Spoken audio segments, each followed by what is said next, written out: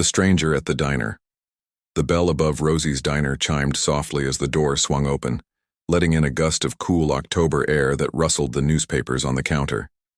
It was Tuesday evening, the slowest time of the week in Millbrook, Montana, population 847.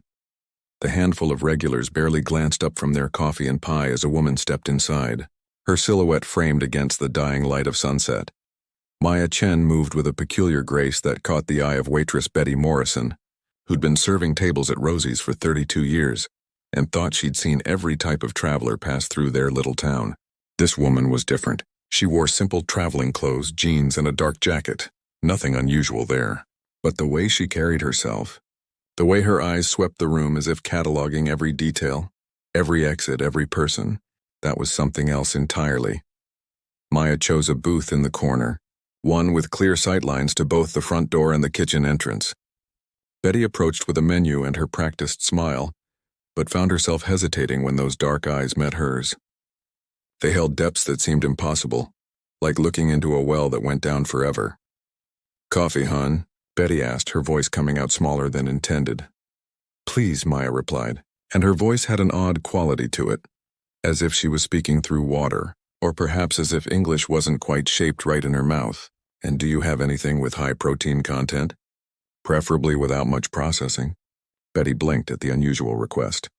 "Well, we've got a grilled chicken breast, or there's the steak special." "3 orders of the steak, please, rare." "3?" Betty's eyebrows climbed toward her hairline. The woman couldn't weigh more than 120 pounds soaking wet. Maya offered a small smile that didn't quite reach those bottomless eyes. "I'm very hungry. I've been traveling for a long time." As Betty walked away, shaking her head, old Frank Hutchinson at the counter muttered to his companion, "City folk. Always strange." But Deputy Marcus Wells, nursing his coffee in a booth across the diner, wasn't so sure. He'd been a cop in Denver before coming to Millbrook, and he knew the difference between city strange and something else entirely. The woman sat perfectly still while waiting for her food, not checking a phone, not reading anything, just observing. Her fingers occasionally traced patterns on the table's surface, complex geometric designs that seemed to shimmer in the fluorescent light. Marcus found himself watching those fingers, mesmerized by the fluid movements until his coffee cup started vibrating. He looked down, startled. The coffee's surface rippled in perfect concentric circles, and he could feel a low hum through the table, through the floor, through his bones. Around the diner, other patrons began noticing too. Salt shakers danced minutely on tables, and the overhead lights flickered in a pattern that seemed almost deliberate. Maya's fingers stopped moving. The vibrations ceased immediately. She looked directly at Marcus then, and he felt pinned like a butterfly to a board. Her expression was unreadable, but he got the distinct impression he was being evaluated, measured, perhaps found wanting. Then she looked away and he could breathe again. Betty returned with 3 plates piled with bleeding steaks, setting them down with professional efficiency despite her obvious bewilderment. Maya thanked her politely and began to eat with mechanical precision, cutting each piece to exactly the same size, chewing exactly the same number of times. She went through all 3 steaks in under 15 minutes, leaving the plates so clean they barely needed washing. "Everything all right, hon?" Betty asked, both impressed and disturbed. "Perfect," Maya said, pulling out cash to pay. Real cash, Marcus noticed, not cards. The bills looked normal enough, but something about them caught the light strangely. "May I ask you something?" "Sure, sweetie." "Have there been any unusual phenomena in this area recently? Electromagnetic anomalies, perhaps? Unexplained lights?" Betty laughed nervously. "This is Montana, hun. We get northern lights sometimes, if that's what you mean." "No," Maya said softly. "Not northern lights. Something else. Something that doesn't belong." The older woman shook her head, but Marcus noticed how her hand trembled slightly as she collected the plates, because there had been something. 3 weeks ago, ranchers had reported strange lights over the mountains moving in impossible patterns. The official explanation was military exercises, but Marcus had checked. There were no bases within 300 miles, no scheduled exercises. Maya stood to leave, but paused at Marcus's table. Up close, he could see that her skin had an unusual quality, as if it contained its own subtle luminescence. "Deputy," she said, reading his badge. "You seem observant. If you notice anything unusual tonight, anything at all, stay indoors. Lock your doors. Don't investigate. Is that a threat? Marcus asked, his hand instinctively moving toward his service weapon. A warning, she corrected. I'm just passing through, but others may follow. They're not as polite as I am. She left then, the bell chiming again as the door closed behind her. Marcus waited exactly 30 seconds before following, but when he stepped outside, the street was empty. Not just empty of her, but completely empty. No cars, no pedestrians, even the usual stray cat that hung around the dumpsters was gone. The air felt charged like the moment before lightning strikes. His radio crackled to life. Marcus, you there? It was Sheriff Tom Bradley, and he sounded worried. Yeah, Tom, what's up? We're getting reports of power fluctuations all over town. And Jim Harrison says his cattle are going crazy, trying to break out of their pens. You notice anything strange? Marcus looked down the empty street, then up at the sky where stars were beginning to appear. Except some of them were moving in ways stars definitely shouldn't move. Yeah, Tom, I think we might have a situation. The first real sign of trouble came at 9:17 p.m. Marcus was at the station, going through missing persons reports from neighboring states, looking for any mention of Maya Chen or anyone matching her description, when every electronic device in the building screamed to life at once. Computers booted without being turned on. Radios cycled through frequencies faster than should be possible, and the emergency alert system activated with no input. But instead of the usual test pattern or emergency broadcast, the screens displayed something else. Geometric patterns, impossibly complex that hurt to look at directly. They shifted and morphed, and Marcus could swear they were trying to communicate something, but his brain couldn't quite process what. Then, as suddenly as it started, everything stopped. The lights went out completely, not just in the station, but Marcus could see through the window that the entire town had gone dark. No streetlights, no house lights, nothing but the stars above, and those moving lights that were getting closer. A hand touched his shoulder in the darkness, and he nearly jumped out of his skin. But it was Maya, though how she'd gotten into the locked station he couldn't fathom. In the darkness, she definitely glowed, a soft blue-white radiance that emanated from within. I apologize, she said, and sounded like she meant it. I thought I'd lost them 3 systems back. Your world shouldn't have been involved in this. What are you? Marcus asked, surprised by how steady his voice was. A cartographer, she said simply. I map the spaces between worlds, the routes that connect one reality to another. Your Earth sits at a crucial intersection, though your species hasn't developed enough to realize it yet. There are those who would use that position for terrible purposes. And they're coming here? They're already here, Maya said and pointed out the window. The moving lights had descended, hovering over Main Street. They weren't ships in any conventional sense, but geometric shapes that folded in on themselves, existing in more dimensions than human eyes could properly perceive. Looking at them made Marcus's head ache. What do they want? He asked. Me, primarily. But once they realize what Earth is, what it could become, they'll want that too. Your species is more valuable than you know, Deputy Wells. You have something most civilizations lose as they advance. What's that? Maya smiled, and this time it was genuine, transforming her face into something almost human. Stubbornness. An absolute refusal to accept that something is impossible just because it hasn't been done before. It's going to save your world if you let it. The bridge between worlds, the entities that descended on Millbrook weren't hostile in the conventional sense, Maya explained as she and Marcus made their way through the darkened streets. They were collectors, harvesters of potential, and Earth had just appeared on their radar in the worst possible way. Think of reality as an ocean, Maya said, her glow providing the only light as they moved between buildings. Most worlds are islands, isolated and safe, but some are bridges connecting archipelagos of existence. Earth is one of maybe a dozen such bridges in this galactic cluster. Control Earth and you control access to thousands of worlds. And you led them here, Marcus said, not accusingly, just stating fact. I've been trying to map these connections without detection for longer than your civilization has existed. But they found me near Proxima Centauri, and I've been running ever since. I thought I could lose them in Earth's electromagnetic noise. Your satellite signals and radio waves create a kind of static that usually masks interdimensional travel. But they're more persistent than I anticipated. They reached the diner where Betty and several other townspeople had gathered, drawn by some instinct to congregate when things went wrong. Through the windows, Marcus could see their faces illuminated by candlelight. Frightened but determined. That was the thing about small towns, he thought. When trouble came, people didn't run. They stood together. Maya pushed open the door, and every head turned toward her glowing form. There were gasps, some muttered prayers, but nobody screamed. Nobody ran. "Well," Frank Hutchinson said after a long moment, "I guess you're not from the city after all." Despite everything, Marcus found himself chuckling. Maya looked puzzled, that inhuman quality returning to her features. "They're taking this rather well," she observed. "Ma'am," Betty said, stepping forward with remarkable composure. "I've lived in this town my whole life. We've seen forest fires, floods, and that weird thing in '97 that the government said was a weather balloon, but definitely wasn't. So if you're telling us we've got bigger problems, then stop dancing around it and tell us what we need to do." Maya studied the assembled humans with those impossible eyes.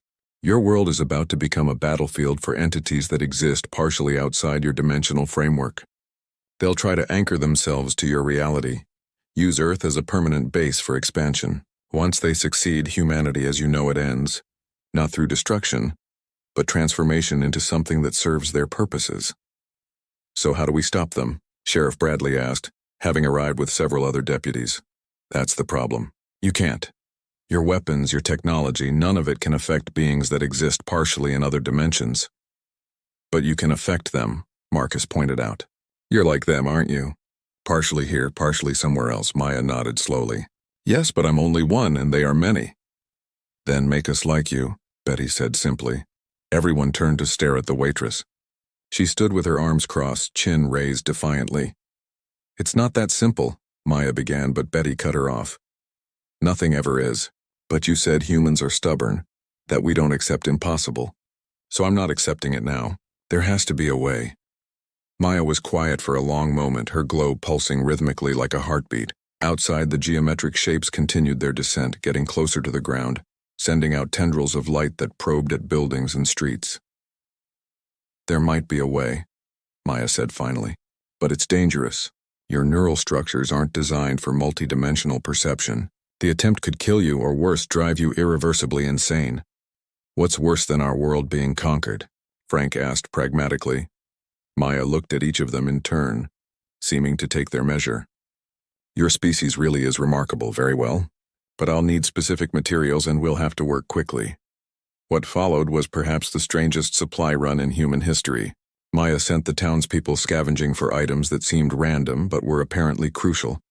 Copper wire from the hardware store, every mirror in town, car batteries, crystalline rocks from the local gem shop, and strangely, every microwave oven they could find. "Microwave ovens?" Marcus asked, helping to carry the third one into the diner. "They generate electromagnetic radiation at a frequency that resonates with the barriers between dimensions," Maya explained, her hands moving impossibly fast as she disassembled and reconfigured the components. "Combined with the piezoelectric properties of quartz and the reflective coherence of aligned mirrors, we can create a localized field that temporarily shifts human consciousness into a state of dimensional overlap." "English, please," Betty said, bringing more supplies. "We're going to partially push your minds outside normal reality so you can fight them on their own terms." The device Maya constructed looked like something out of a fever dream.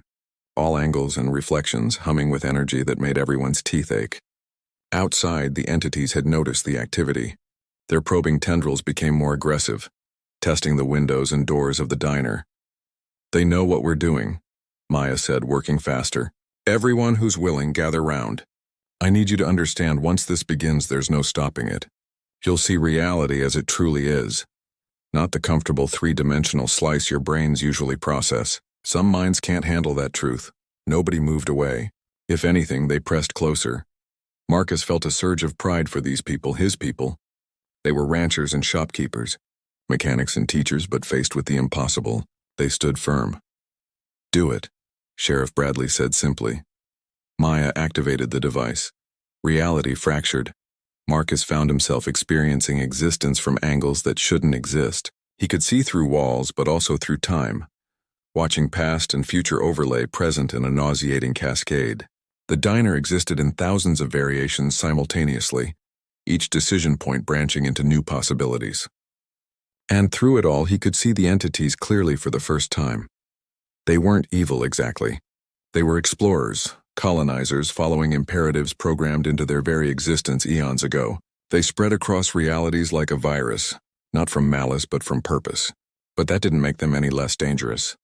More importantly, he could see their weaknesses. They needed anchor points, stable connections to maintain their presence in any given dimension. And those anchors were surprisingly fragile if you knew where to look. There. Maya's voice came from everywhere and nowhere. Do you see them? The crystalline structures they're forming. Those are their anchors. Disrupt those and they'll be forced to retreat. The battle that followed couldn't be described in conventional terms. The townspeople didn't fight with guns or fists, but with will, pushing against the entity's attempts to solidify their presence. Betty, that 60-year-old waitress, turned out to have a mind like a steel trap, slicing through dimensional anchors with focused intent. Frank's stubbornness became a literal force, a wall that the entities couldn't penetrate, and Marcus found himself coordinating them all, his police training translating into tactical thinking that worked across dimensions. He could see the patterns, predict where the entities would try to establish new footholds, and direct his people to counter them. The entities hadn't expected resistance like this. They were used to civilizations that either couldn't perceive them or were too rigid in their thinking to adapt. But humans, with their chaotic neural patterns and stubborn refusal to accept defeat, were something new. The tide turned when little Amy Chen, no relation to Maya, the local librarian's daughter who'd insisted on helping despite being only 17, figured out how to use the entity's own dimensional gates against them. She couldn't have explained the mathematics of it, but she understood it intuitively, the way some people understand music or art. Push them back through, she shouted, her voice ringing with authority beyond her years. They need the gates to stay open, but we can reverse the flow. It was Marcus who saw the opportunity. The entities had created a massive gate above the town, intending to bring through reinforcements. But if they could reverse it, turn it into a one-way exit rather than an entrance. Maya, he called out across dimensions. Can you modify your device? Make it project outward instead of just affecting us. Theoretically, Maya's response was strained. She was fighting too, holding off 3 entities single-handedly, but I'd need more power, much more than we have. The power station, Betty exclaimed. Route it through the town's entire electrical grid. It was insane, dangerous, and likely to blow every transformer in 50 miles. It was also brilliant. Sheriff Bradley and his deputies ran cables from the device to the nearest power junction, while the rest held the line against the entities. Maya reconfigured her impossible machine, her form flickering between dimensions as she worked. This will either save your world or turn Millbrook into a crater, she warned. Do it anyway, Marcus said, speaking for everyone. The moment Maya connected the device to the power grid, every light in town exploded back to life, burning 1,000 times brighter than they should. The air itself seemed to ignite with potential. And the device, that impossible construction of salvaged parts and alien knowledge, projected a wave of force that swept across dimensions. The entity's gate reversed. They fought it, of course, but they were fighting not just Maya's technology, but the combined will of 4 dozen humans who decided that Earth was theirs and would stay theirs. The reversal became a vortex, pulling the entities back through their own portal. One by one, they retreated, their geometric forms folding in on themselves and disappearing through the gate. As the last one vanished, the gate itself collapsed, imploding with a sound like reality itself tearing and then healing. The device exploded. Marcus found himself thrown backward, his expanded consciousness snapping back into his merely 3-dimensional brain like a rubber band.